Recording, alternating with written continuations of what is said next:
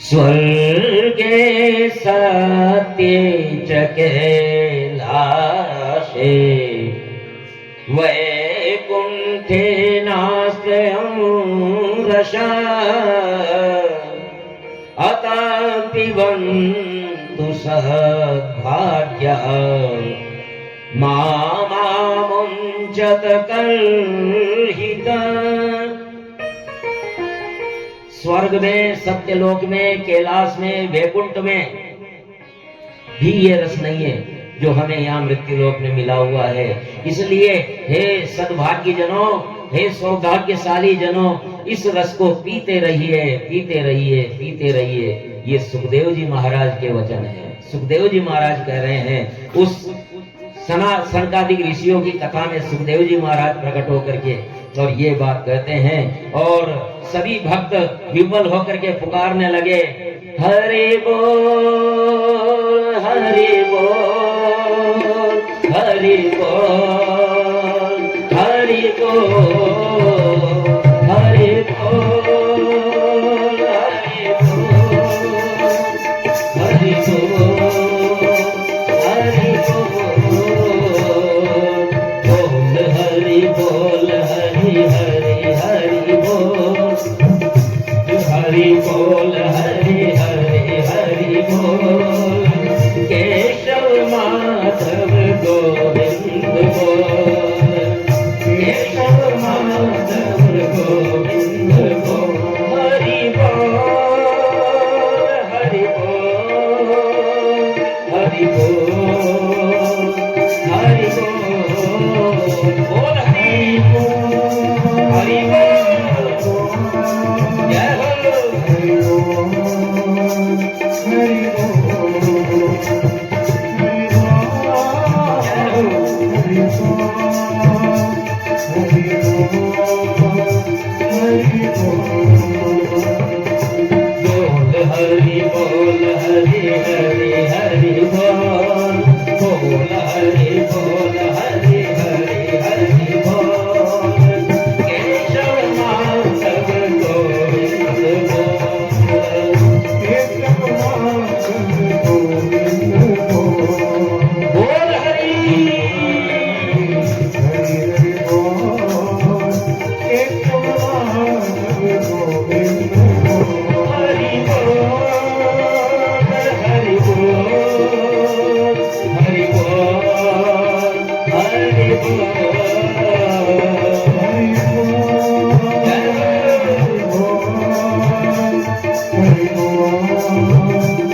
हरि बोल,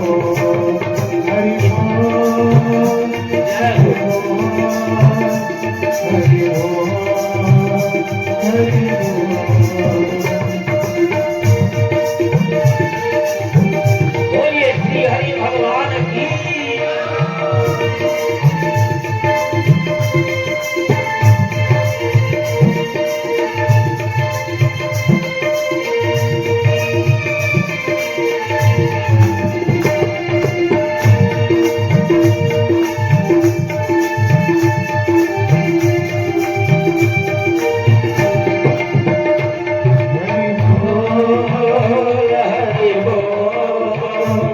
हरि बोल, हरि बोल। इसी समय प्रहलाद, अर्जुन, बलि, उद्धव आदि पार्षदों सहित भगवान भी वहां प्रकट हो गए हैं। दृष्ट्वा प्रसन्नं महदासने हरिं तेजस्वी कीर्तनमद्भुतस्तरा भवो भवान्या कमलासनस्तु तत्रागमकीर्तनदर्शनाय। हरि बोल, हरि बोल, हरि बोल, हरि बोल।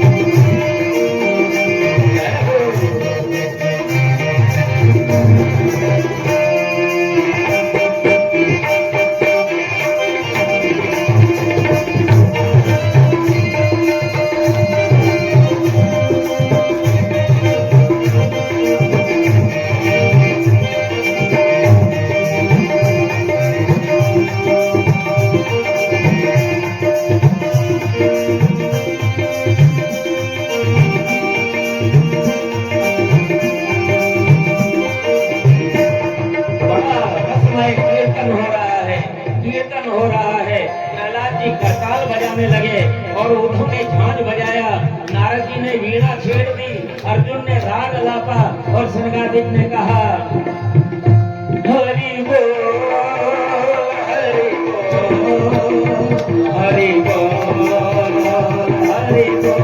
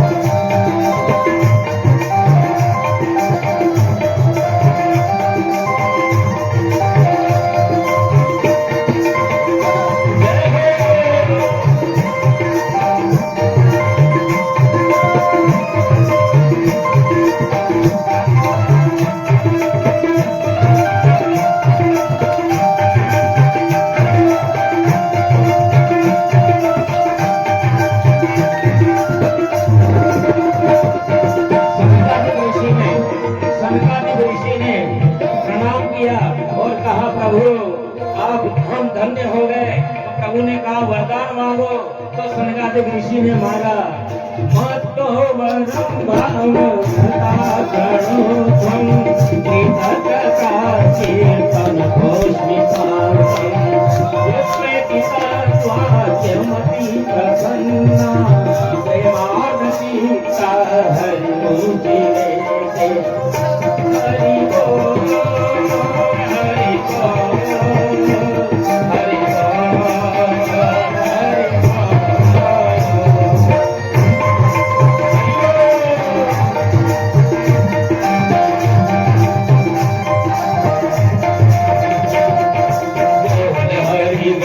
हरि बोल हरि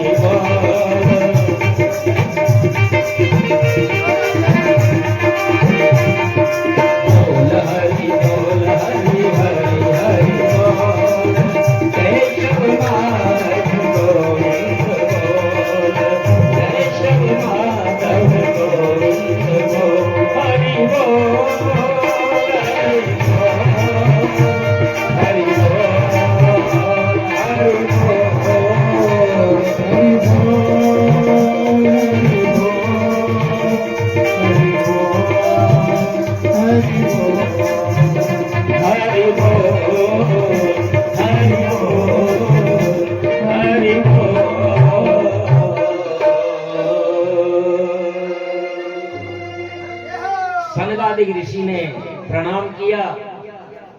भगवान ने कहा कि जो भी वर चाहो मांग लो। तो श्रोताओं ने वर मांगा भगवान से, श्रोताओं ने भगवान से वर मांगा कि भगवान इतनी आवाज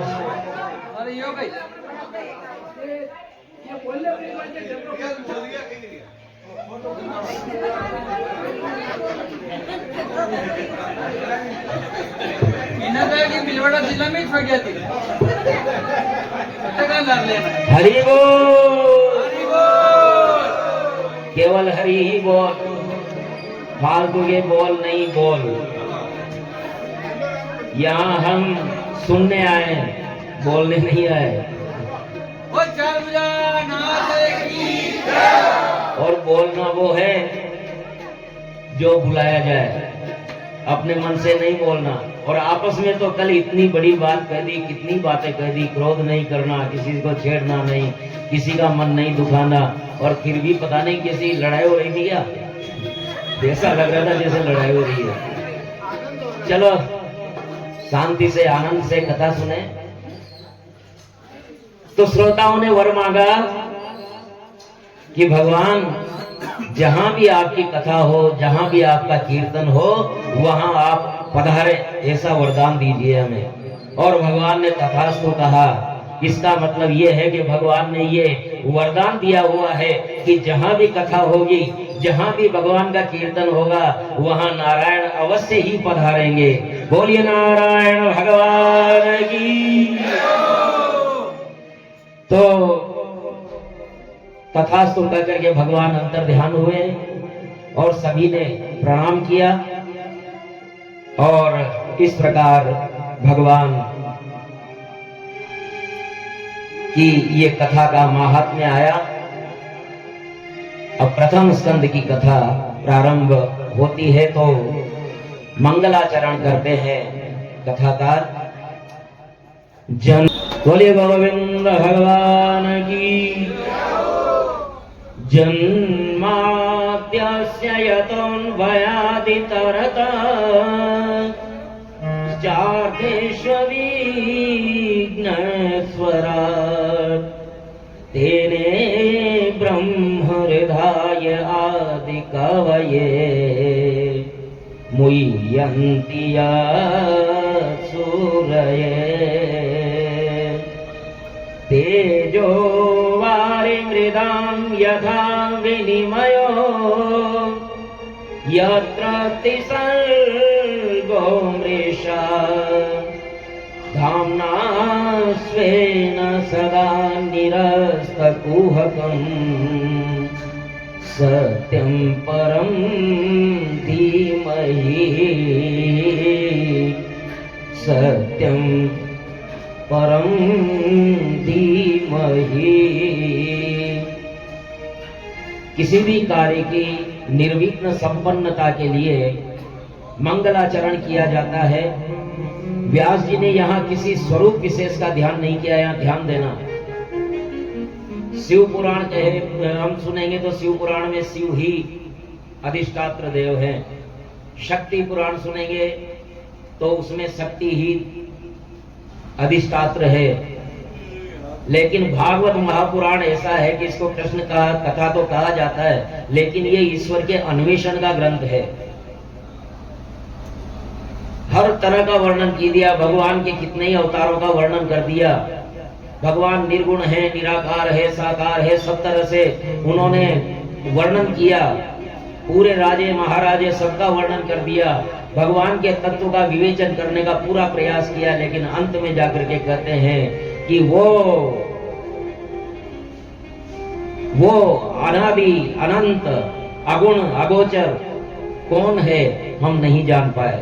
इतना करने के बाद भी हम नहीं जान पाए, लेकिन वो है जरूर, है अवश्य। और वो जो भी है, जैसा भी है, हम उन्हें प्रणाम करते हैं। उसके स्वरूप को कोई नहीं जान पाया। वेद भी जिसके लिए नेति नेति कहते हैं, इसका कहीं अंत नहीं है, अनादि है, अनंत है। उस स्वरूप विशेष ध्यान स्वरूप नहीं है उसका कुछ भी।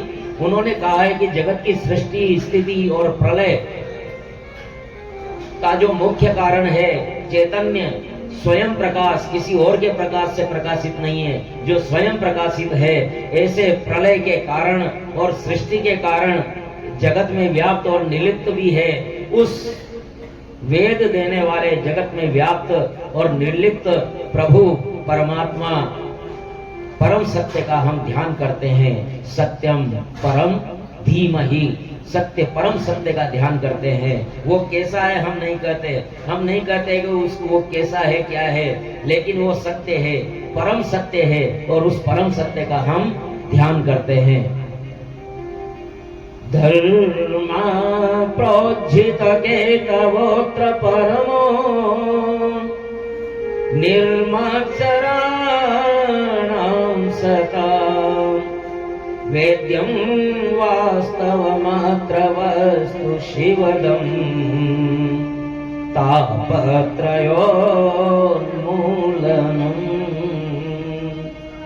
श्रीमद्भागवते महामुनिकृते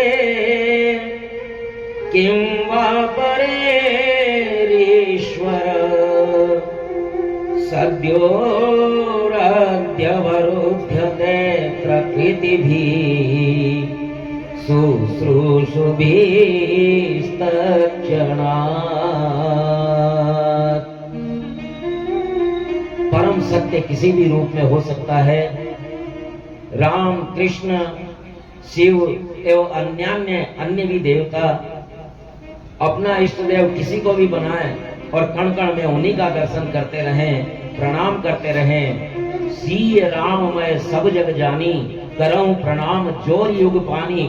सब जग उसी का रूप है, वो जग में लिप्त भी है और निर्लिप्त भी है, वो परमात्मा है, वो कुछ भी हो सकता है। हम जो सोच सकते हैं वो भी, और जो हम नहीं भी सोच सकते वो भी हो सकता है, वो कुछ भी हो सकता है। इसलिए इस चक्कर में न पड़े कि हमारा परमात्मा तो यही है और मांग रहे हैं और मान रहे हैं, वो नहीं, कुछ भी हो सकता है। इसीलिए हम कहते हैं अनंत नाम अनंत रूप।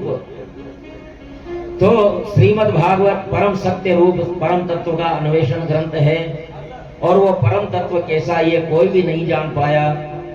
इसलिए जिन्होंने धर्म को जागृत किया है, जो धर्म की रक्षा के लिए बार बार अवतार लेकर के आते हैं, जिस धर्म में कोई कपट नहीं है, ऐसा निष्कपट धर्म ही भागवत का मुख्य विषय है, जिसमें कोई भेदभाव नहीं। निर्मल जन मन सो मोहि पावा, जो निर्मल मन बनाने के लिए जो औषधि है वो ये भागवत ग्रंथ है। इसका निष्काम भक्ति ही भागवत का फल है। गोपियों की भांति निष्काम भक्त करेंगे तो फिर भगवान प्रसन्न होंगे। और अगर अभिमानी और दूसरों से ईर्ष्या रखने वालों का भागवत के श्रवण का अधिकार नहीं है। इसलिए ईर्ष्यालु न बने, किसी की निंदा न करें, प्रत्येक प्राणी मात्र में ईश्वर भाव रखें। दूसरों के साथ वैर भाव रखने वाला स्वयं के साथ ही वैर रखता है, क्योंकि सबके हृदय में तो ईश्वर विराजमान है। अगर किसी से हम वैर करते हैं तो उसके हृदय में भी तो वही है। मुझ में नारायण तुझ में नारायण, मुझ में नारायण तुझ में नारायण, सब जग नारायण नारायण नारायण, सब जग नारायण नारायण नारायण।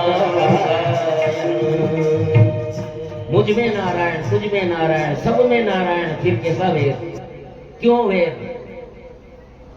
अगर कोई हमसे वेर कर रहा है तो ये उसकी लीला है। अगर हम उसमें ईश्वर देख रहे हैं ना, तो हमारा कोई अहित नहीं होने वाला है। लेकिन हमने उसमें बेरी देख लिया तो फिर बेरी तो बेरी होता है। नेमिषे निमिष क्षेत्रे, प्रथम स्कंद की कथा शुरू हुई और नैमिषारण्य आ गया। देख लो आप, नैमिषारण्य के बिना तो काम ही नहीं चलता हमारे पुराण का। और आज सौभाग्य है हमारा कि हम उसी क्षेत्र में बैठे हैं। नेमिषे निमिषे क्षेत्रे विषय सौनकादय,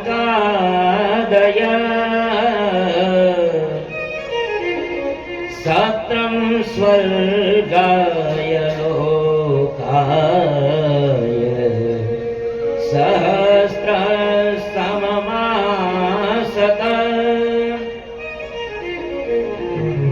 नैमिषारण्य में, निमिष क्षेत्र में 88,000 सौनकादिक ऋषि हजारों साल तक चलने वाले यज्ञ में बैठे हुए थे, अनुष्ठान में बैठे हुए थे। और यज्ञ के बाद में कथा सत्र होता था। उसमें सूत जी महाराज को एक बार एकदा तुम हुनय प्रातर्हूत हुताग्नय, सत्कृतं सूतमासीनं पप्रच्छुरिदमादरात्।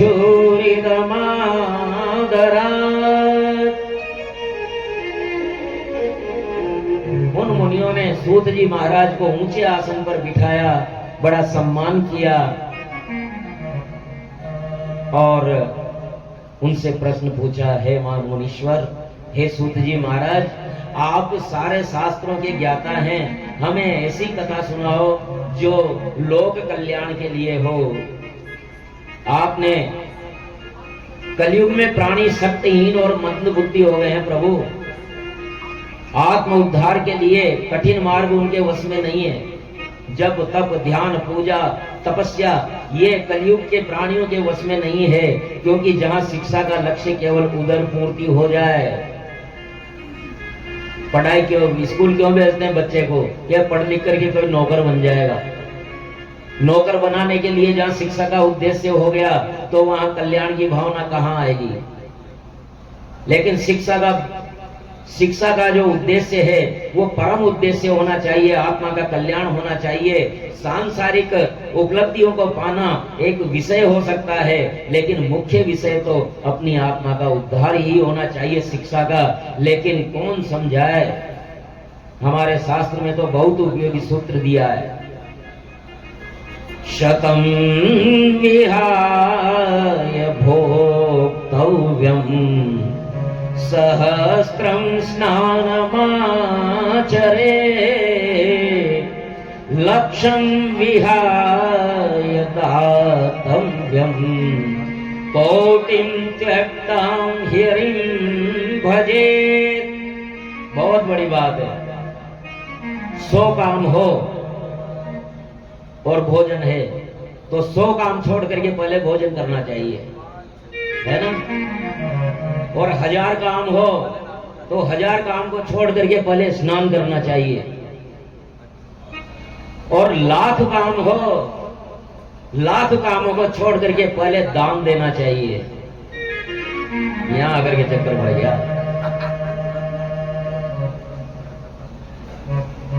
और करोड़ों काम हो, करोड़ों काम हो, लेकिन करोड़ों काम को छोड़ करके भी हरि भजन करना चाहिए। बोलिए श्री हरि विष्णु भगवान की। किंतु कलयुग में मनुष्य को जो कार्य करनी है